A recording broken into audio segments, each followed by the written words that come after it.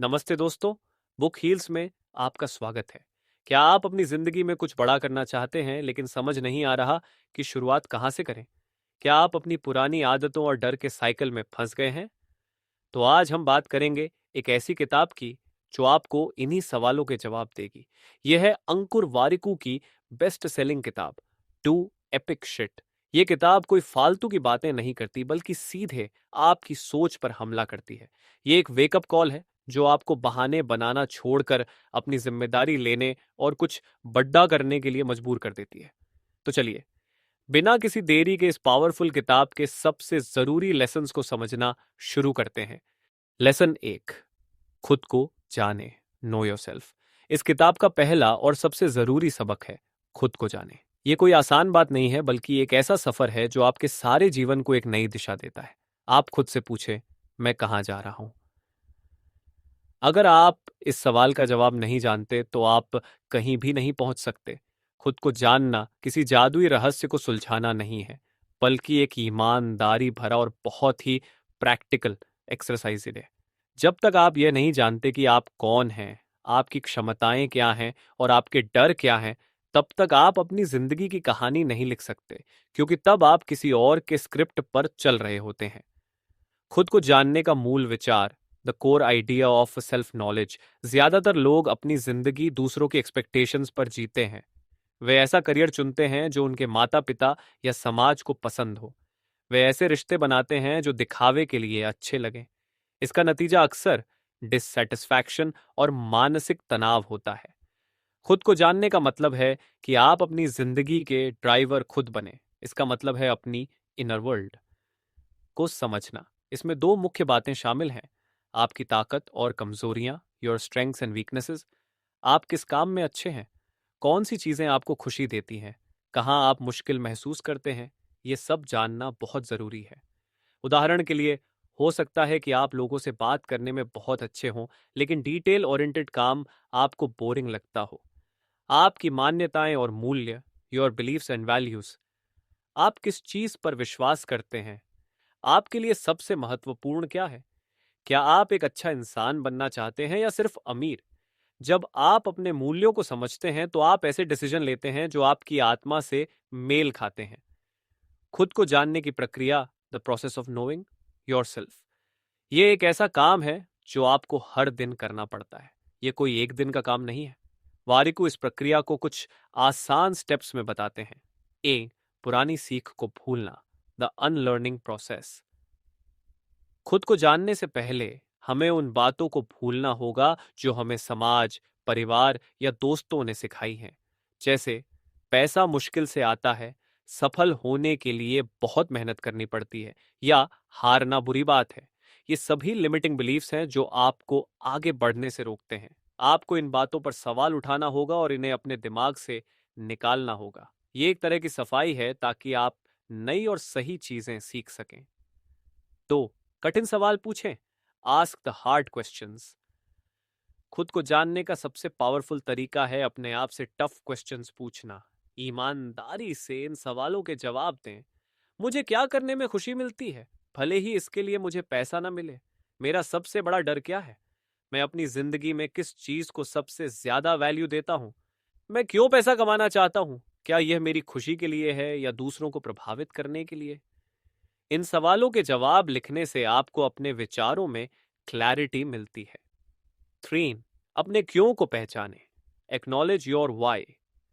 आप कोई भी काम क्यों करते हैं यह जानना सबसे जरूरी है। क्या आप एक बड़ी नौकरी इसलिए चाहते हैं क्योंकि वह आपके माता पिता का सपना था, या इसीलिए क्योंकि आप उस काम को पसंद करते हैं?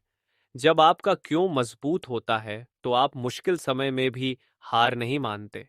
लेकिन जब आपका क्यों कमजोर या बाहरी कारणों पर आधारित होता है तो आप जल्दी थक जाते हैं। यह सब क्यों मायने रखता है? Why this matters. खुद को जानना इसीलिए जरूरी है क्योंकि यह आपको एक सॉलिड फाउंडेशन देता है। अगर आपकी नींव मजबूत है तो आप उस पर कोई भी इमारत बना सकते हैं। लेकिन अगर आपकी नींव कमजोर है तो आपकी बिल्डिंग कभी भी ढह सकती है। यह आपको सही गोल्स चुनने में मदद करता है। जब आप खुद को जानते हैं तो आप उन लक्ष्यों का पीछा नहीं करते जो आपको सिर्फ दिखावे के लिए अच्छे लगते हैं, बल्कि उन लक्ष्यों का पीछा करते हैं जो आपको अंदर से खुशी और संतोष देते हैं। ये आपको एक ऑथेंटिक जीवन जीने में मदद करता है। लेसन 2, आदतें और अनुशासन, हैबिट्स एंड डिसिप्लिन। ये सबक सीधे पहले सबक खुद को जाने, नो योरसेल्फ से जुड़ा हुआ है। एक बार जब आप ये जान लेते हैं कि आप कौन हैं और आप क्या हासिल करना चाहते हैं, तो अगला कदम होता है सही आदतें बनाना, ताकि आप अपने लक्ष्यों की तरफ कदम बढ़ा सकें। छोटे काम, बड़े नतीजे, स्मॉल एक्शंस, बिग रिजल्ट्स। हम अक्सर सोचते हैं कि जीवन में कुछ बड़ा हासिल करने के लिए हमें एक बड़ा और अचानक प्रयास करना होगा। हम जिम में एक दिन में 5 घंटे वर्कआउट करके फिट होने की उम्मीद करते हैं, या एक रात में पूरी किताब पढ़कर ज्ञानी बनने की सोचते हैं। लेकिन वारिकू कहते हैं कि यह एक गलत सोच है। हमारी जिंदगी किसी एक बड़े एक्सप्लोजन का नतीजा नहीं है, बल्कि हमारी छोटी छोटी रोज की आदतों का परिणाम है। आप इसे कंपाउंड इफेक्ट की तरह समझ सकते हैं। रोज 1% बेहतर होना 1 साल बाद आपको 37 गुना बेहतर बना सकता है। इसके विपरीत रोज 1% खराब होना आपको लगभग शून्य पर ला सकता है। अगर आप रोज 15 मिनट एक्सरसाइज करते हैं, तो 1 साल में आप घंटों की मेहनत करते हैं। यह उस व्यक्ति से कहीं ज्यादा प्रभावी है जो साल में एक बार 5 घंटे जिम जाता है। डिसिप्लिन का मतलब यही है, छोटे छोटे कामों को लगातार करते रहना, क्योंकि यही छोटे छोटे काम समय के साथ बड़े बड़े नतीजे देते हैं। आदत बनाने की प्रक्रिया, the process of building habits. आदत बनाना कोई मुश्किल काम नहीं है। ये एक प्रक्रिया है जिसे कोई भी अपना सकता है। एक, बहुत छोटे से शुरू करें। Start incredibly small. सबसे बड़ी गलती हम तब करते हैं जब हम किसी आदत को बहुत बड़ा और इंटिमिडेटिंग बना देते हैं। जैसे, मैं रोज सुबह 1 घंटा दौड़ूंगा। ये एक बहुत बड़ा लक्ष्य है और हमारा दिमाग इसे करने से डरता है। वारी को सलाह देते हैं कि आप बहुत छोटे से शुरू करें। एक ऐसी आदत चुनें जिसे मना करना लगभग इम्पॉसिबल हो। उदाहरण के लिए, मैं रोज सिर्फ एक पुशअप करूंगा, या मैं रोज सिर्फ एक पेज किताब पढ़ूंगा। ये इतना छोटा है कि आप इसे बिना सोचे कर सकते हैं। दो, दोहराव की शक्ति, द पावर ऑफ रेपिटेशन। आदत बनाने के लिए दोहराव, रेपिटेशन, सबसे ज्यादा जरूरी है। ये उस रास्ते की तरह है जिसे आप जंगल में बनाते हैं। पहली बार जब आप उस रास्ते पर चलते हैं तो वह बहुत मुश्किल होता है, लेकिन जब आप बार बार उसी रास्ते पर चलते हैं तो वह एक साफ रास्ता बन जाता है। इसी तरह जब आप किसी आदत को बार बार दोहराते हैं तो वह आपके दिमाग में एक न्यूरल पाथवे बना देती है, जिससे वह काम अपने आप होने लगता है। आपको मोटिवेशन की जरूरत नहीं पड़ती। 3, लगातार रहने का अनुशासन, the discipline of consistency. Motivation fleeting होता है, ये आज है कल नहीं, लेकिन डिसिप्लिन वह है जो आपको तब भी काम करने के लिए मजबूर करता है जब मोटिवेशन खत्म हो जाए। अनुशासन का मतलब यह नहीं कि आप हमेशा खुशी खुशी काम करें। इसका मतलब है कि आप वह करें जो आपको करना चाहिए, भले ही आपका मन न हो। हर दिन अपनी आदत को दोहराना, चाहे आप थके हुए हों या उदास, यही असली अनुशासन है। चौथा, माहौल का महत्व, द रोल ऑफ एनवायरनमेंट। आपका माहौल आपकी आदतों को बनाने या तोड़ने में एक बड़ी भूमिका निभाता है। अगर आप चाहते हैं कि आप रोज सुबह उठकर किताब पढ़ें, तो अपनी किताब को अपने तकिए के पास रखें। अगर आप टीवी देखना कम करना चाहते हैं, तो अपने रिमोट को किसी दूर की जगह पर रखें। अपने माहौल को इस तरह से ऑर्गेनाइज करें कि अच्छी आदतें आसान लगें और बुरी आदतें मुश्किल। ये सब क्यों जरूरी है? Why this matters? अच्छी आदतें और अनुशासन इसलिए जरूरी हैं क्योंकि ये आपकी जिंदगी के बिल्डिंग ब्लॉक्स हैं। ये आपको सिर्फ सफल ही नहीं बनाते, बल्कि आपको अपनी बात का पक्का इंसान भी बनाते हैं। हर बार जब आप किसी आदत पर टिके रहते हैं, तो आप खुद को यह साबित करते हैं कि आप खुद पर भरोसा कर सकते हैं। यह आपके आत्मविश्वास को एक ठोस नींव देता है। इसलिए एपिक शिट कोई एक बड़ा लक्ष्य नहीं है, बल्कि यह उन छोटी छोटी आदतों का परिणाम है जिन्हें आप हर दिन अनुशासन के साथ करते हैं। लेसन 3, हार और सीखना, फेलियर एंड लर्निंग। यह सबक सीधे तौर पर हमारी सबसे बड़ी डर से जुड़ा हुआ है, हारने का डर। हम अक्सर हार को एक ऐसी चीज मानते हैं जिसे हर हाल में टालना चाहिए, लेकिन वारिकू इस सोच को पूरी तरह से बदल देते हैं। हार एक फीडबैक तंत्र है। Failure is a feedback mechanism. हम अक्सर सोचते हैं कि हार एक अंत है, कि ये हमारी कैपेबिलिटीज की कमी को दिखाती है, लेकिन वारिकू कहते हैं कि ऐसा नहीं है। हार कोई पर्सनल इंसल्ट नहीं है, ये सिर्फ एक फीडबैक है, एक सिग्नल है। इसे एक जीपीएस की तरह सोचें। अगर आप गलत मोड़ लेते हैं तो आपका जीपीएस आपको सजा नहीं देता, वह सिर्फ आपको बताता है कि आपने गलत रास्ता चुना है और आपको सही रास्ते पर वापस आने के लिए गाइड करता है। इसी तरह हार भी हमें सिर्फ यह बताती है कि हमारी स्ट्रैटेजी, हमारी सोच या हमारे तरीके में कहीं ना कहीं कुछ कमी थी। सफल लोग वो नहीं होते जो कभी हारते नहीं हैं, बल्कि वो होते हैं जो हारने के बाद भी नहीं रुकते।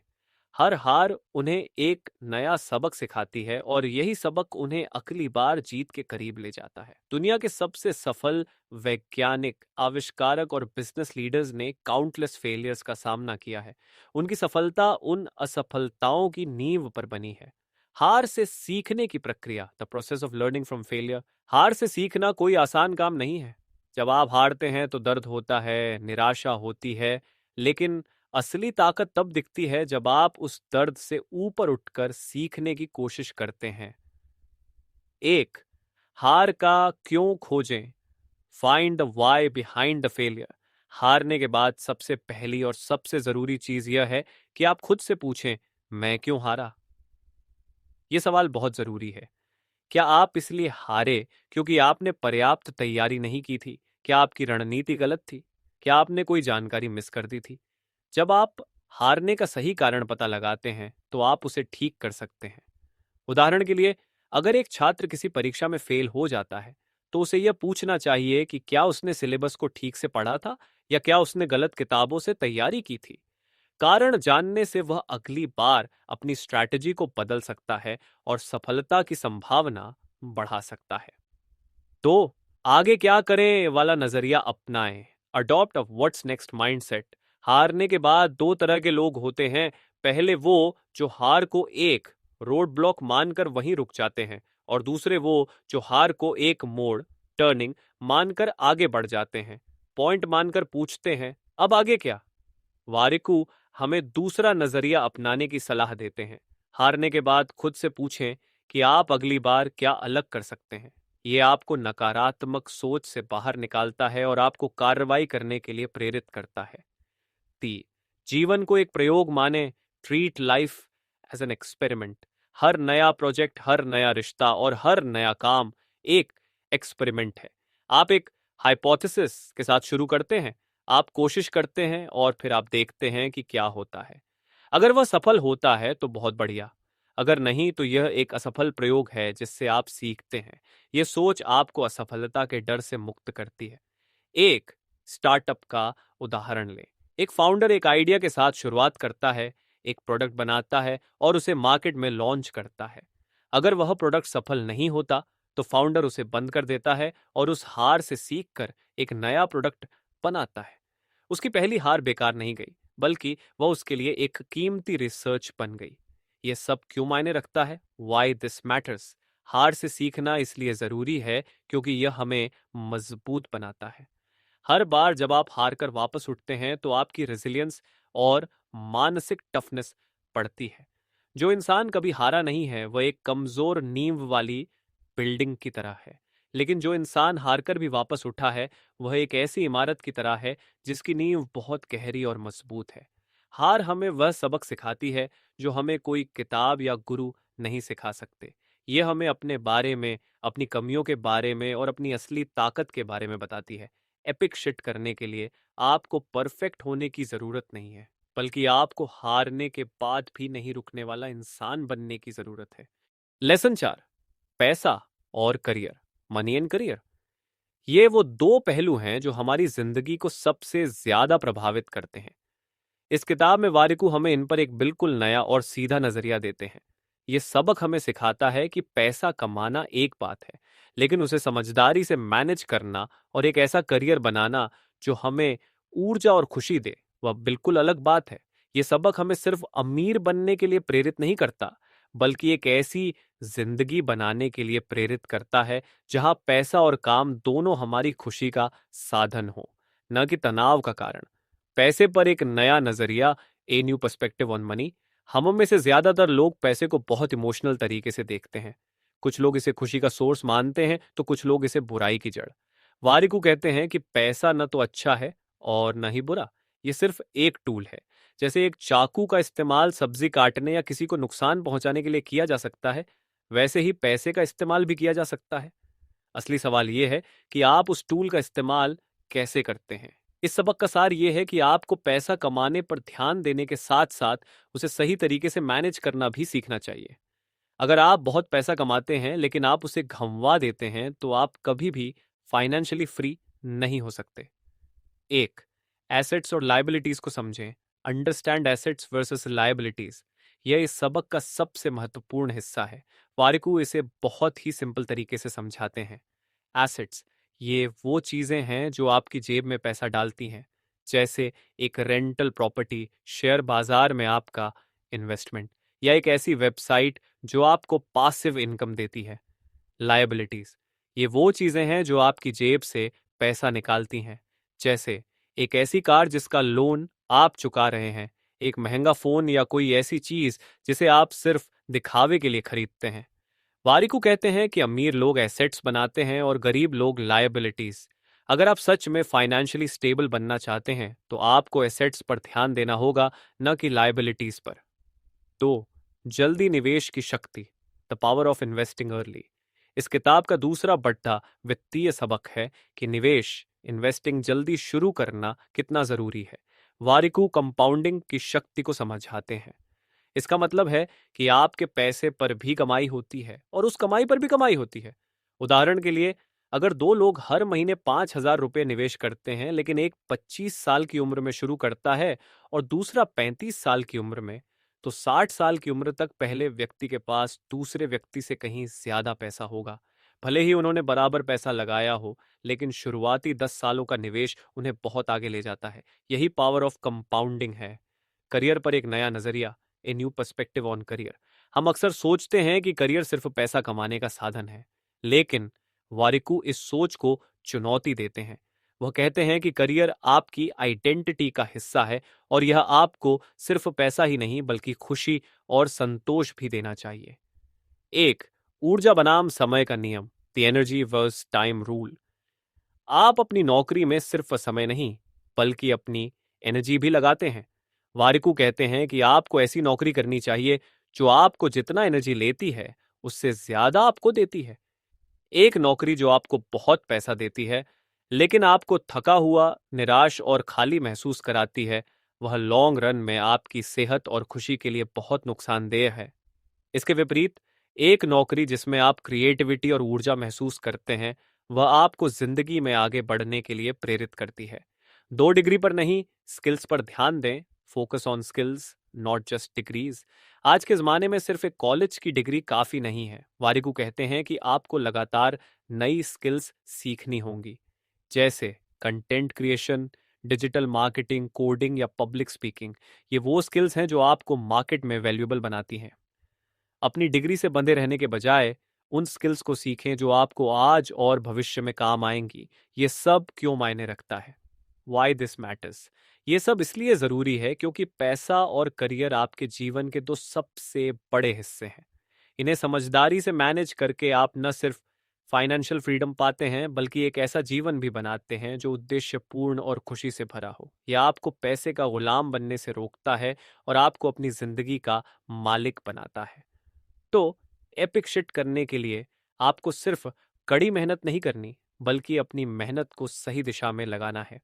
लेसन 5, रिश्ते और जिंदगी का नजरिया, रिलेशनशिप्स एंड पर्सपेक्टिव। यह सबक हमें याद दिलाता है कि एपिक शिट करने का मतलब सिर्फ पैसा कमाना या सफल होना नहीं है, बल्कि एक पूरी और सार्थक जिंदगी जीना भी है। रिलेशनशिप्स, वारिकू कहते हैं कि एक इंसान अपने आसपास के लोगों का एवरेज होता है। आपके रिश्ते आपकी ऊर्जा और आपकी मानसिक स्थिति पर सीधा असर डालते हैं। यह सबक हमें अपने रिश्तों को समझदारी से संभालने के लिए कहता है। एक, ईमानदारी और देना और लेना, honesty and give and take, एक रिश्ते की नींव ऑनेस्टी पर टिकी होती है। अगर आप अपने रिश्तों में सच्चे नहीं हैं तो वे कभी भी मजबूत नहीं हो सकते। ये बात खुद से भी सच बोलने पर लागू होती है। आपको यह जानना होगा कि आप एक रिश्ते में क्या दे रहे हैं और क्या ले रहे हैं। हर रिश्ता एक टू वे स्ट्रीट होता है।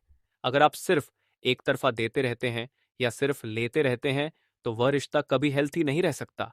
आपको एक ऐसा बैलेंस बनाना होगा जहां दोनों लोग एक दूसरे के लिए मौजूद रहे। तो जहरीले रिश्तों को खत्म करें, कट ऑफ टॉक्सिक रिलेशनशिप्स। ये शायद सबसे मुश्किल लेकिन सबसे जरूरी कदम है। वारिकू हमें उन टॉक्सिक रिश्तों को खत्म करने की सलाह देते हैं जो सिर्फ आपकी ऊर्जा को चूसते हैं और आपको नेगेटिविटी देते हैं।